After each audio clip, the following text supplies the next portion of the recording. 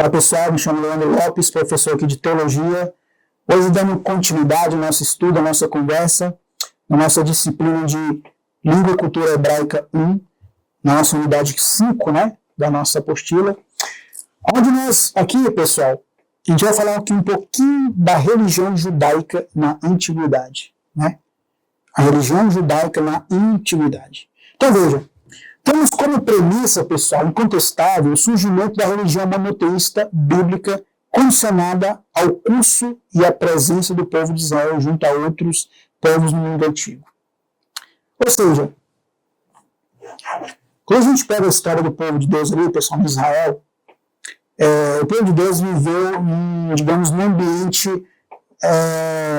politeísta, né? E quando a gente lê a Bíblia ali, a gente vai ver que o povo de Deus, infelizmente, eles acabaram adotando essa prática, não somente de adorar a Deus de Israel, mas também adorar outras divindades. Isso é um fato, é algo muito claro ali na Bíblia, né? Então essa ideia, por exemplo, de que o povo de Israel foi monoteísta todo o tempo, isso não tem base bíblica, porque a Bíblia vai mostrar claramente alguns textos que o povo de Deus, eles adoravam não somente a Deus de Israel, mas também outras divindades, né? É importante a gente saber, pessoal, que a Bíblia ela não nega ali, no Antigo Testamento especificamente, ali, no momento, a Bíblia está negando a existência de outros deuses ou outras divindades. O que Deus queria ali do seu povo é que eles reconhecessem que há somente um único Deus verdadeiro, que é o Deus de Israel, né? Mas no momento ali, a Bíblia vai negar a existência de outras divindades, né? Tem um famoso livro, pessoal, de um teólogo francês chamado Thomas Homer, onde ele aborda na obra dele, chamada Origem de Javé, onde ele vai falar que como que o Deus de Israel acabou se tornando único em meio a outros deuses, né? O nome do livro é A Origem de Javé. Ou seja,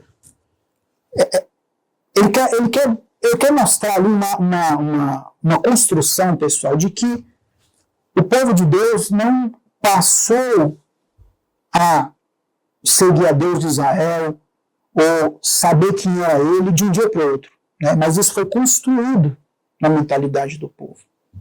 Sabe aquela história que diz que muita coisa não acontece de um dia para o outro, né? Ninguém vai mudar de um dia para o outro, é mais ou menos isso. Então veja, aquele momento ali, onde o povo, naquele contexto ali, politeísta, foi necessário Deus, por várias vezes, mostrar, eu sou o único Deus. Por isso que Isaías diz, olha, não existe outro além de mim, né? E aí, não darei a minha glória a outrem. A outra quem? A outro Deus. Então, vários textos da Bíblia, Deus vai estar mostrando isso. Se Deus está falando isso, e a gente percebe o quê? Que Deus não está negando a existência. Ele está dizendo o quê? Eu não dei minha glória a outrem. De fora de mim não há outro, né? Então, veja. Só que tudo dentro disso, pessoal, desse contexto aqui, houve também o quê? A influência de outros povos ao redor, né? Dentro disso aqui. O Antigo Testamento ele foi muito influenciado por outras culturas de fora, dos povos circunvizinhos ali. Prática do sacrifício, do altar, entre outras coisas mais.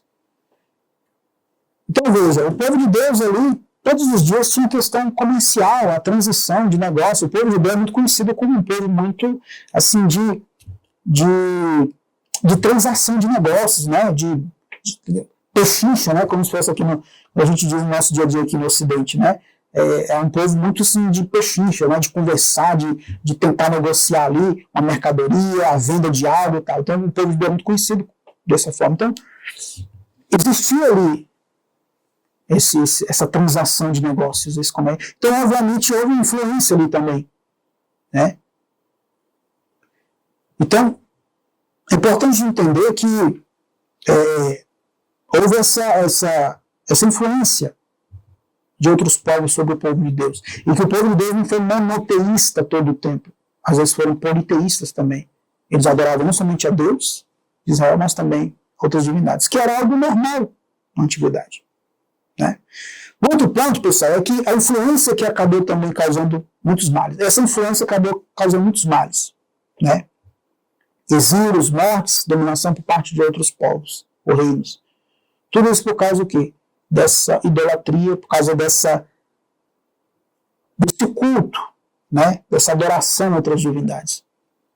O próprio texto bíblico vai dizer que Salomão, o homem mais sábio da terra, infelizmente, não soube administrar a sua sabedoria, né?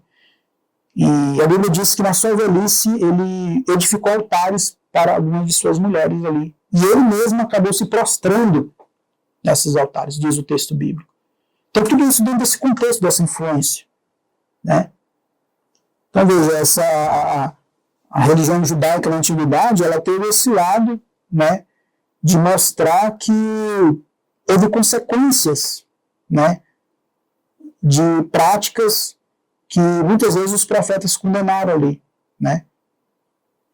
Então quando a gente pega a figura de Elias, por exemplo, a gente pega aquele contexto de Elias, de Acabe, de Jezabel, né, a famosa rainha Jezabel, perversa, onde ela impõe a força ali a religião de Baal, ela impõe a força ali, Elias é perseguido, e Elias vai ser aquele profeta, pessoal, que vai ali querer trazer de volta o javismo, né?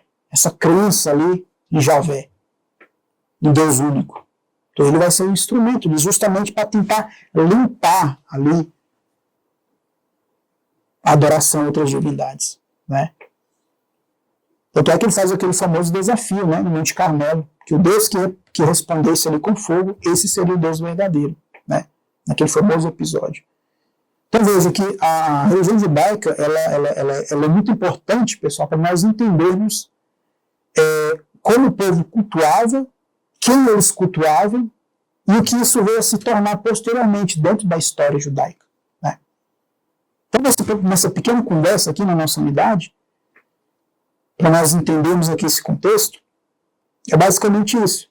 Então, por conta de tais práticas, né, houve os exílios, mortes, dominação da parte de muitos reinos sobre o povo de Deus. Foram dominados por conta de práticas religiosas, né, que não agradavam a Deus.